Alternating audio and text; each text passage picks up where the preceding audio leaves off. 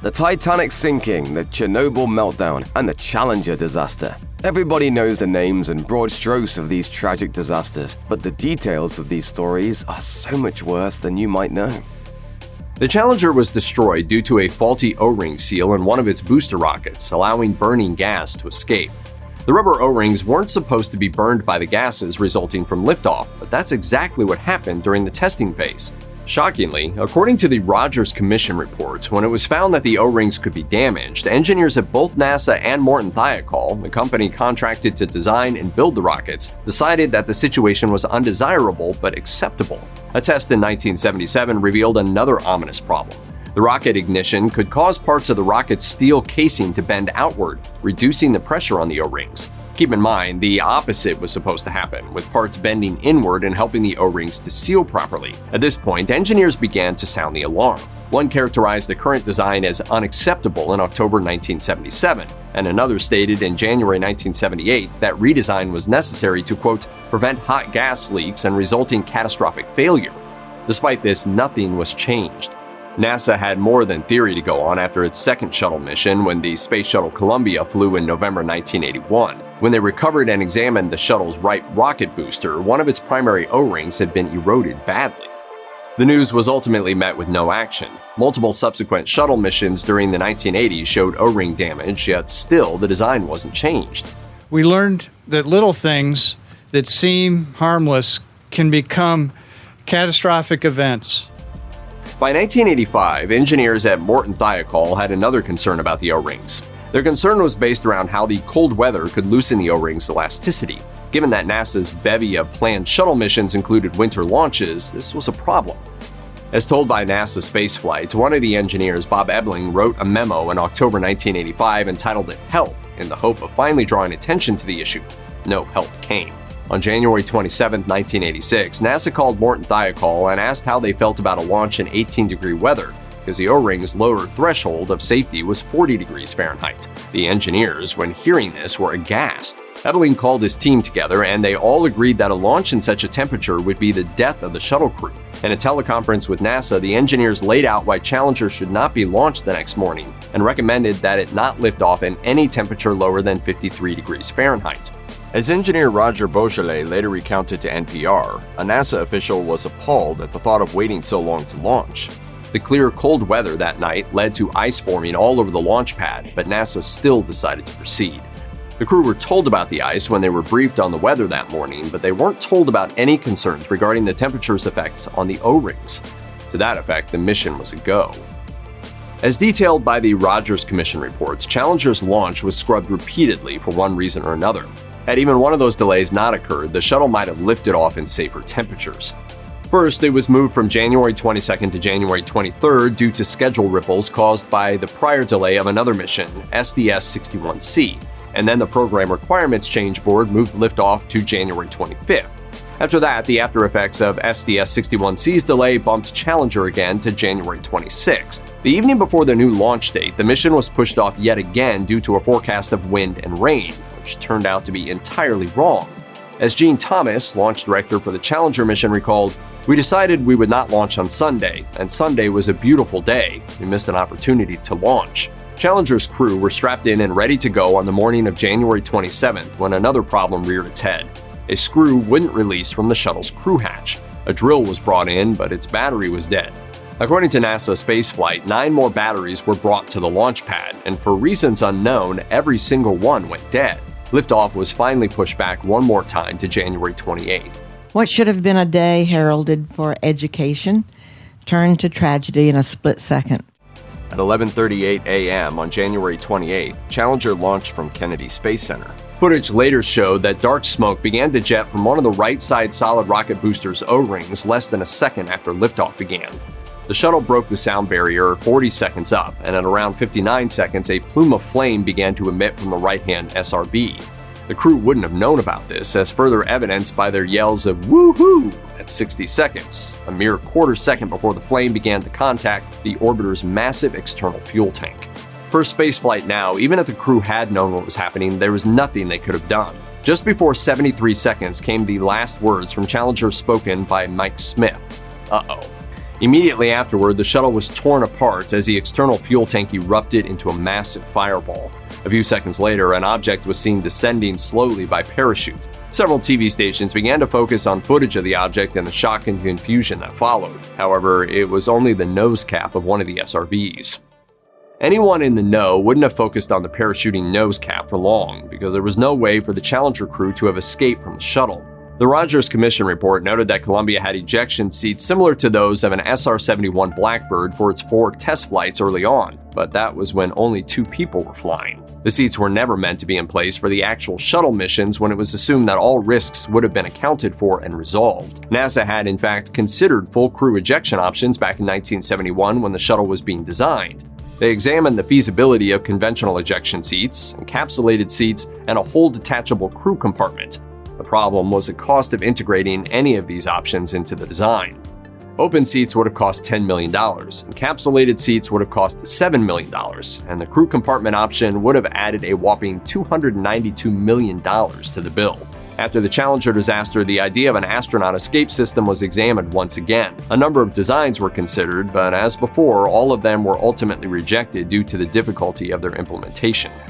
Per the Rogers Commission reports, recovery efforts began within an hour of Challenger's breakup, but the crew wouldn't be found until March 1986. Off the Florida coast, 2 divers came across the crew cabin on the seabed approximately 100 feet below the surface. It was a wreck of twisted metal and wires, and the divers didn't know what they'd found until they saw a spacesuit bobbing in the water. Low on air, the 2 men marked the location and swam for the surface. The next day, the USS Preserver came to recover the lost astronauts. As detailed by NBC News, that was easier said than done. Between the crash and the time spent underwater, their remains weren't in good shape, having at times to be removed in parts.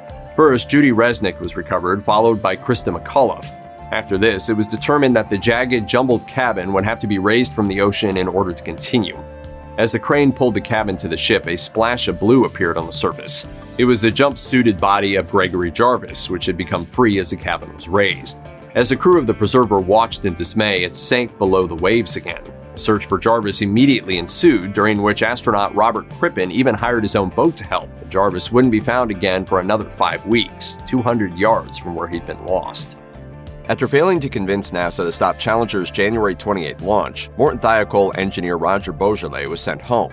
As detailed by NASA spaceflight, Boisjoly, fearing the worst, had no intention of watching the launch, but fellow engineer Bob Ebeling convinced him to do so. When the shuttle seemed to lift off just fine, a wave of relief washed over the engineers until they saw the fireball. Everyone present knew just what had happened. Despite his efforts, Boisjoly felt responsible for the 7 astronauts' deaths, as did Ebeling. Over the following months, the once bulky Boisjoly lost quite a bit of weight and became plagued by headaches, insomnia, and depression.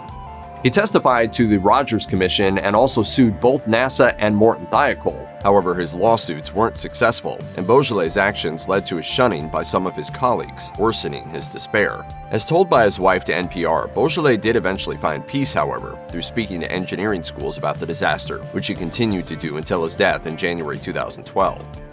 According to a report by NASA scientist Joseph P. Kerwin, when the Challenger broke apart, its crew, protected by the cabin, wouldn't have been killed or even seriously injured. But were they still conscious as they fell toward the sea? The answer is unclear. After the orbiter was torn apart, the sturdy crew cabin began to freefall. The central question is how quickly the cabin depressurized.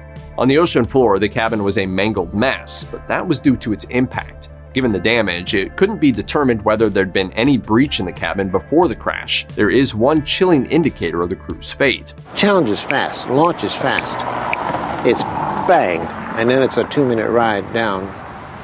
And you're conscious, we know that. Of the 4 personal egress air packs, or PEAPs, that were recovered, 3 had been activated before the impact. However, Kerwin noted that the PEAPs may have been activated instinctively due to depressurization right at breakup, in which case they wouldn't have kept the astronauts awake, as they only provided regular air. For what it's worth, per NBC News, 3-time shuttle commander Robert Overmyer, who participated in the cabin's recovery, is certain that the Challenger's astronauts were conscious. Tragically, there was no chance of survival when the cabin struck the ocean at 207 miles per hour.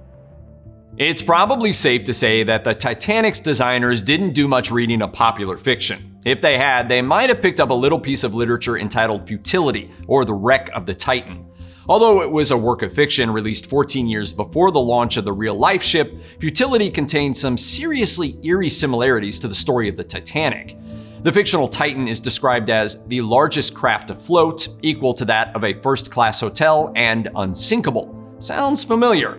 So this is the ship they say is unsinkable. It is unsinkable. God himself could not sink this ship. But the similarities don't stop there. Like the Titanic, the fictional Titan was about 400 nautical miles away from Newfoundland on a voyage in April, when, at close to midnight, it struck an iceberg in the North Atlantic. And like the Titanic, the Titan didn't have enough lifeboats for everybody on board. We probably don't have to point out the similarity of the names. It's just a bizarre coincidence, so much so that after the Titanic sank, people began accusing author Morgan Robertson of being some kind of clairvoyant, which he denied. But he did try to cash in on publicity from the disaster, with the book being republished in 1912 with some minor changes and the new Wreck of the Titan title. We'd say too soon, but apparently he came up with it first. The Titanic wasn't the first ship in history to use the SOS distress call, but in 1912, wireless communication was still pretty new, which meant there weren't really any standards regarding monitoring the airwaves. That explains why no one on board the Californian, a ship which was somewhere between 8 and 12 miles away from the Titanic, heard the sinking ship's distress calls. At the time that the Titanic hit the iceberg, the Californian had only one wireless operator, and he'd switched off his equipment and gone to bed. Well, that's it for me. I'm shutting down. If he hadn't, he would have known that the Titanic was in trouble within about 15 minutes of the collision when the first distress call was sent. At the time that the Titanic was sinking, the Californian was surrounded by ice and stopped for the night. If the ship had received the SOS call and left immediately, it probably would have taken 30 minutes to get through the ice and another 30 to 60 minutes to reach the Titanic. It took 2 hours and 40 minutes for the Titanic to actually sink, so the crew of the Californian would have had more than an hour to collect passengers. They might have even been able to save everyone, but that's not what happened. Making things more tragic, the Californian's crew did see the Titanic's distress rockets, but the captain dismissed them as non-emergency signals meant for some other boat. By the time the Californian turned the radio on the next morning, there was nothing left of the Titanic but bodies floating in the sea. The Titanic wasn't floating blindly through the North Atlantic when it hit the giant iceberg, so why didn't the ship just go around? One theory says the sea was too calm and the two lookouts in the crow's nest weren't able to see waves breaking at the iceberg's base. According to another theory, the crow's nest didn't have any binoculars, except that one isn't really a theory, it's really an unfortunate fact. Let's get this straight. The Titanic had rowing machines, an electric horse, a squash court, and a heated swimming pool, but it didn't have a pair of binoculars on board? Well, it did, but at the time the ship struck the iceberg, they were unhelpfully locked away in a cabinet, and no one could find the key. That key was back in England in the pocket of a crew member who had disembarked the ship. Whoopsie-daisy. That crew member was David Blair, who served as the Titanic's second officer between the ports of Belfast and Southampton. But before the ship's maiden voyage to New York, the White Star Line decided to replace him at the last minute. In his rush to disembark, he forgot to give the key to his replacement, a mistake that potentially doomed more than 1,500 people. Before the Titanic left, Blair sent a postcard to his sister-in-law in which he wrote in part, "This is a magnificent ship, and I feel very disappointed I'm not going to make her first voyage." Imagine how disappointed his crewmates felt when they couldn't find that key. Every life lost on the Titanic was a tragedy, from third-class Jack to first-class Rose, except Rose didn't actually die. And, oh yeah, they're fictional. But even though all the real-life stories are devastating, some are harder to read than others. One especially awful story is about Ramon Artagabatia, who survived the sinking of a ship called the America, which sank off the coast of Uruguay in 1871. According to his own letters, Ramon may have suffered from PTSD after his first shipwreck experience, which is pretty understandable. But if you've already lived through one shipwreck, the worst has got to be behind you. It couldn't happen again, right? It happened again. After years of anxiety, Ramon wrote to a cousin about his faith in the Titanic, with words that now read as tragically ironic. "At last I will be able to travel, and above all, I will be able to sleep calm." Ramon died in the disaster, and his body was recovered about a week after the sinking. Once the disaster started to take hold, nobody could really have saved everyone on the Titanic, but there were plenty of acts of heroism on that fateful night. One underpublicized act of heroism is the sacrifice of the ship's engineers. There were 35 of them on board the Titanic, but despite that large crew number, we have no first-hand accounts of what they were actually doing during the ship's final moments. That's because they all died. Go to maximum more! Push it! I'm giving it all she's got, Captain! Here's what we do know. While the ship was going down, the engineering team stayed at their post and kept the lights on. That's a bigger deal than it might sound like it is. Remember, this was in the middle of the North Atlantic on a night without a full moon. Beyond the ship's own lighting, there was just darkness and the sea. The electric lights made it possible for the crew to load the lifeboats and keep passengers from panicking. Power also made it possible for the radio operators to continue transmitting distress signals. Even though their efforts didn't save the ship, their sacrifice doubtlessly helped save many lives. It's hard to believe that one meager iceberg could take down the biggest thing in the ocean with just a glancing blow, and until the wreckage of the ship was discovered in 1985, people could only speculate about the exact nature of the Titanic's vulnerability. For a while, researchers wondered if the Titanic might have been built out of low-quality steel, but that theory was disproven when large pieces of the ship were recovered and tested. Sonar mapping of the side that struck the iceberg revealed only 6 thin tears in the hull, which would have left roughly 12 square feet open to the sea. That by itself wouldn't have been enough to sink a ship like the Titanic, which had 16 watertight compartments. So what happened? In 1998, an analysis was conducted on the rivets of the ship's wreckage, which found that the wrought iron contained 3 times as much slag as modern standards allow for.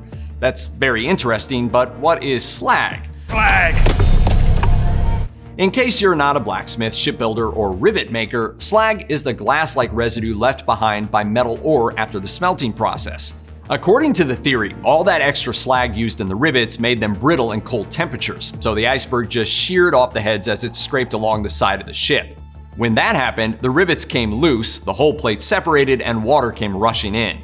So basically, the Titanic shipbuilders seem to have cut some crucial corners leading to dire consequences.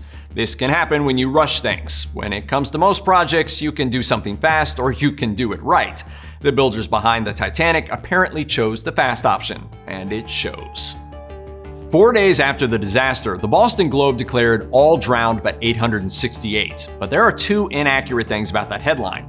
The first problem is the number of survivors, which was actually closer to about 700. The second was the manner of death. While the sinking of the Titanic claimed many victims, not everyone who lost their lives in the disaster died by drowning. The Titanic didn't really have that many drowning victims, at least not as many as you would think. Those who remained in the ship probably drowned as the Titanic sank and the ship's breathable air was displaced, but those who jumped into the water were mostly wearing life preservers, making them much less likely to drown. There's also the fact that the survivors who were safely in the lifeboats later reported hearing the awful din kicked up by those in the water, suggesting that most of the people floating around the boats weren't drowning. Drowning is a thing that happens silently. People who are in the middle of it typically can't call out for help. What really worked to kill so many people was freezing. The seawater in the North Atlantic was only 28 degrees Fahrenheit on the night of the Titanic sinking, which is 4 degrees below the freezing temperature of fresh water. That's more than cold enough to damage the human body. It's possible that as people lost consciousness from the cold temperature, they inhaled water, which hastened their deaths. But that's not drowning as we understand it. It's drowning as a side effect of being incapacitated by hypothermia. If the ship crashed in the Caribbean in some 80-degree water, lots more people may have made it back to shore alive. But if that was the case, it probably wouldn't have hit an iceberg either. If anything, it maybe would have hit a Carnival cruise ship, or the Bermuda Triangle, or maybe some of these guys. Look, the 7 Seas can be a really crazy place. Imagine that it's the spring of 1912 and you're still reeling from the death of a loved one who went down with the Titanic. Maybe they were one of the people who rather grandly played in the ship's band, providing musical comfort to doomed passengers as the ship slowly sank. You miss your father, your brother, your son, and then you get billed for his uniform. What the? This is something that actually happened. While it may not be as disturbing as some of the other things we know about the Titanic, it's a pretty ugly footnote. One example of this happening can be found in the story of musician John Hume, who was booked on the Titanic through a firm called CW and FN Black. 2 weeks after the sinking, Hume's father received a bill for his son's uniform, which included items like his lapel pin and white star buttons. The bill amounted to 14 shillings and 7 pence, and that's before you count the insult of even getting a bill at all.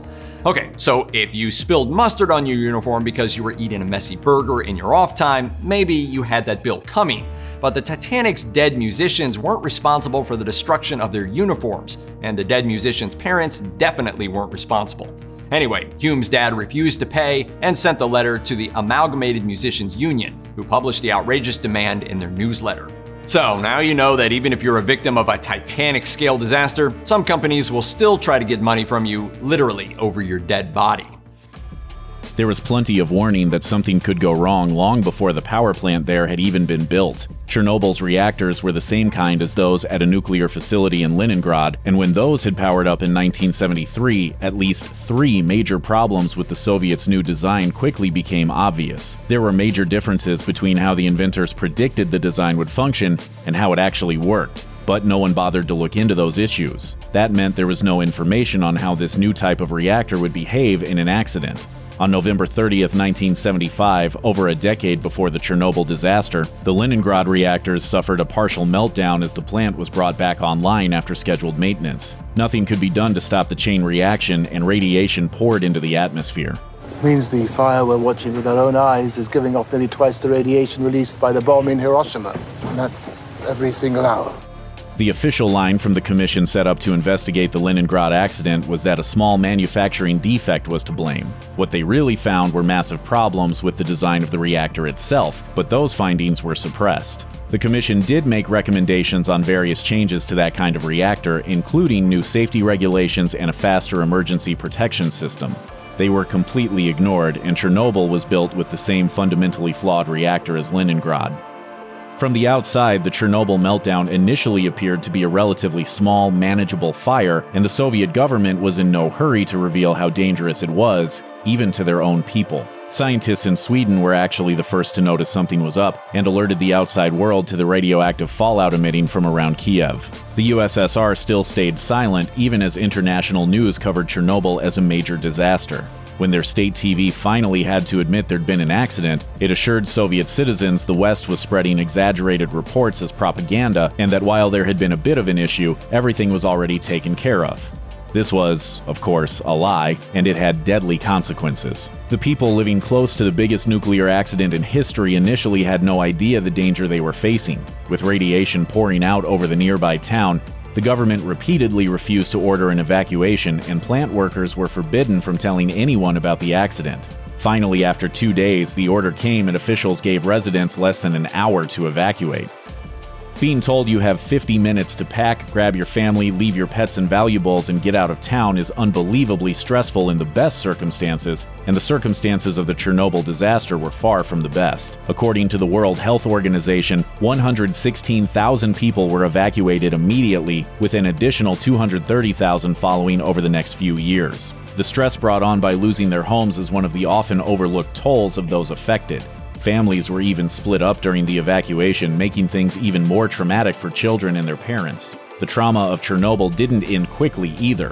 In 2013, a study at the University of Southern California found millions of people were still suffering from mental health problems related to the accident. There was even a resulting mistrust in doctors. Both relocated people and those who got to stay put still showed a diminished quality of life, depression, anxiety, and post-traumatic stress disorder. And now you want us to swim underneath a burning reactor. Do you even know how contaminated it is? The brave people who cleaned up Chernobyl for 3 years after the accident were taken advantage of from the beginning. The government suppressed information on how dangerous the job was, and almost all liquidators were sent in with inadequate protection against radiation. When machines broke under the pressure, they moved the radioactive debris with their hands. At least 28 died horribly within weeks, and thousands more died from the effects of radiation or became disabled from exposure. You'd think the governments involved would be grateful, but the liquidators are still fighting for support today after years of seeking compensation and protesting against benefit cuts. The most pronounced long-term physical health effect among survivors of Chernobyl is thyroid cancer, and according to the United Nations, it wasn't just radiation emanating from the reactor that caused it. Thousands of children appear to have gotten cancer from drinking radioactive milk. By 2005, 6,000 people who were children and adolescents at the time of the disaster developed thyroid cancer and were left with a grim reminder of what they'd been through. Removal of the thyroid resulted in a distinctive scar on the neck that became known as the Chernobyl necklace and carried a stigma with it. The good news is that virtually all the individuals who got thyroid cancer survived. Amazingly, the issue still isn't over today. In 2016, a journalist in what is now Belarus saw cows grazing near signs warning radiation was higher than normal. He sent a sample of milk to a lab to see if it was still dangerous all these years on, and it was, with a radioactive isotope level that was 10 times higher than the safe level. The government also wanted to suppress the findings, since exporting milk is a big business for the country, and pointing out it's still affected by Chernobyl wouldn't be good for the economy. The company sued the journalist and won, so plenty of people in the area are still drinking contaminated, potentially cancer-causing milk. While the people around the Chernobyl plant were eventually warned and evacuated, the animals in the surrounding areas weren't so lucky. Sadly, dogs, cats, and farm animals were the victims of some of the disaster's most devastating effects. Ranchers noticed a dramatic increase of genetic abnormalities in farm animals born after the accident, and unfortunately the same goes for wild animals living near Chernobyl. Grazing animals like elk may look fine, but they have high rates of radiation in their bodies. And then there's Chernobyl's dog population. Yeah, they're radioactive, so they have to go. But it's not hard, they're mostly pets. When people were evacuated, they were told to leave their pets behind, and while an effort was made by the Soviet army to eliminate the animal population, many of them survived. The result was what appears to be a large and apparently thriving population of stray dogs in the exclusion zone, numbering in the hundreds. In a minor but still pretty depressing development, the dogs may have high levels of radiation and possible exposure to rabies, meaning that they're very dangerous for visitors to pet. The good news, however, is that a nonprofit called Clean the Futures Fund has launched a program called Dogs of Chernobyl. For the past few years, they've been working with the support of international veterinary volunteers to help manage the canine population in a way that's far more humane than the Soviet Union's initial strategy of containment by extermination. With the advancement of technology over the past 30 years and the worldwide attention that's been given to the Chernobyl disaster since 1986, it might seem like the area would be cleaned up by now. Sadly, it's not even close. By some estimates, much of the area won't be safe for human habitation for 3,000 years, and one geologist thinks it's more like 1 million. When the reactor blew, it only lost 5% of its enriched uranium. That means 190 tons are still in Chernobyl's shell, combined into a massive mess with concrete, steel, and other debris from the explosion that clocks in at around 2,000 tons. Unfortunately, the technology to safely take that fused mass apart and dispose of it doesn't exist yet, and even in the best-case scenario, it won't for at least a few decades. The only option currently available is containing the site underneath a new concrete and steel sarcophagus built in 2017, but even that will only last 100 years. One Ukrainian energy policy expert's actual solution is to just hope that the next century brings a new generation made up of people who are a whole lot smarter than we are so that they can figure out how to solve this radioactive puzzle. The logistics of containing what is effectively an unplanned nuclear waste dump until the year 4986, assuming humans are still around, are almost beyond comprehension. Still, some people aren't willing to wait and have moved back to just outside or even into the exclusion zone. Even the good area is still radioactive though, and some residents go about their daily lives with Geiger counters around their necks. By the time of the Chernobyl disaster, people knew fossil fuels were terrible for the environment. Nuclear meltdowns are also very bad though, and having the planet die slowly is a lot less scary than a nuclear plant that could kill you tomorrow. In the 1970s, nuclear power was thought to be the next big thing. Compared to coal, it was cheap and much better for the planet. Then the 3 Mile Island and Chernobyl disasters happened in the span of 7 years. After that, most everyone accepted fossil fuels as the better route. Partially due to fears of another Chernobyl, the US didn't open a single nuclear power plant between 1996 and 2016. Meanwhile, it, and almost all other countries, has been burning fossil fuels like there's no tomorrow. In terms of sheer body count, nuclear power may have been the better choice from the beginning. In the end, Chernobyl could kill an estimated 4,000 people, but deadly meltdowns are fortunately very rare. Meanwhile, Wired reports that about 7,500 people die from problems related to coal-burning power plants every single year. A switch to nuclear, which Chernobyl's preventable disaster helped delay, could have saved some of those lives, plus slowed down the destruction of the environment, assuming that we learned something from the disaster and made things a little safer.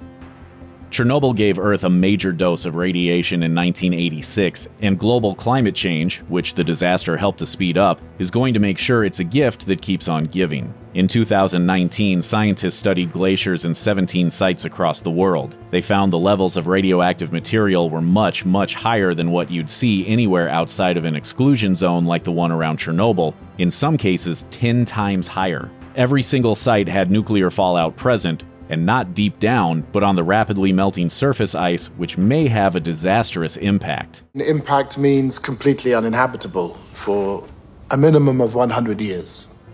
To be fair, it's not all Chernobyl's fault. Anytime radioactive material is released into the atmosphere, whether from nuclear tests or the atomic bombs used in World War II, or other meltdowns, it ends up mixing with clouds. If it falls as snow onto the ice, the heavy sediment results in concentrated levels of nuclear residue. To be less fair to Chernobyl, it released so much radioactive stuff into the atmosphere that when researchers took core samples of the glaciers, they could see that the disaster caused a massive spike in the nuclear material they found. The radioactive material is soluble in water, which means it will probably end up in the food chain as global warming melts the glaciers. Even more worryingly, there isn't enough data to know how much of this particularly dangerous substance could make it back to humans.